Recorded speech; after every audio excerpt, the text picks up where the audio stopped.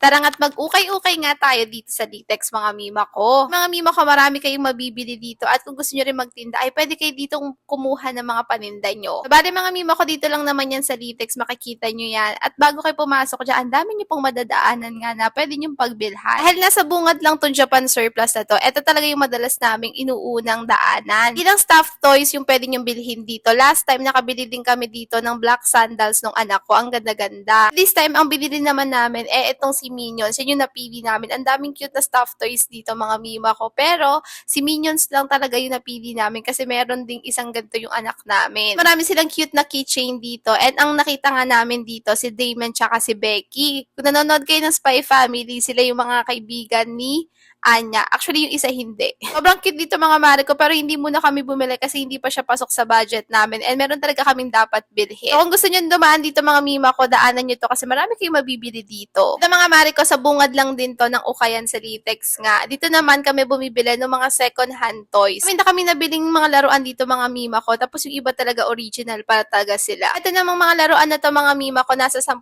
piso naman sila. Kaming napiling bagong laruan kasi mostly ng mga laruan na nakita namin is meron na rin yung anak namin, baka mabatrip lang siya. And dito naman, tumingin yung asawa ko ng jacket, pero hindi niya daw bet. Nung pumunta kami dito mga mari ko, ang daming mga new arrival. So pumunta lang kami madalas dito sa binibilhan naming pambata. And ito nadaanan ko yung mga slacks dito, yung mga shorts. Bali marami talaga kayong mabibili dito mga mima ko. And kung talaga nagla-live selling din kayo, pwede kayong kumuha ng mga paninda nyo dito. And yung next nga namin pinuntahan, itong mga cup na to. Ako nabili yung color pink ko na New York Yankees na cup. And nakuha ko lang siya for 100 pesos. And yung mga sumunod na, marami din ako nakuha dito na ibang cup. Tapos, nakakita na rin kami ng pambata. And yung pambata naman na unang nakuha namin dito sa pwesto na to is yung color pink na New York Yankees. Medyo madumi talaga siya, be. Mahirap linisin. Kaya 50 pesos lang. Pero maganda pa rin naman. And next, nakakuha din kami ulit ng New York Yankees ulit na pambata. And eto na yung panlast. 100 pesos siya. Color black na to.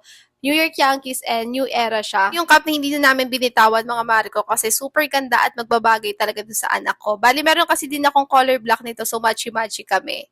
So, paalala ko lang sa inyo mga mima ko pag pumunta kayo dito, mas maganda magdala kayo ng mga barya-barya nyo kasi medyo mahirap talaga yung panukli dito, babe. Mga Mariko, madami kayong mabibili dito pang office man, pang araw-araw man, or pang lalaki, pang babae. Meron po kayong mabibili dito. Maliban sa damit, marami din kayong makikita dito, gamit sa bahay, maleta, bag, sapatos, basta marami kayong mabibili talaga dito, guys. Siyempre, hindi ko na talaga to ginatekeep kasi talagang marami ako nakakachismisan ng tindera dito. Minsan daw talaga matumal yung benta nila. So, puntahan nyo to mga Mariko, bumili kayo ng mga kailangan nyo kasi napakagaganda talaga ng mga tinda dito. So, ayun lang, sharing is caring.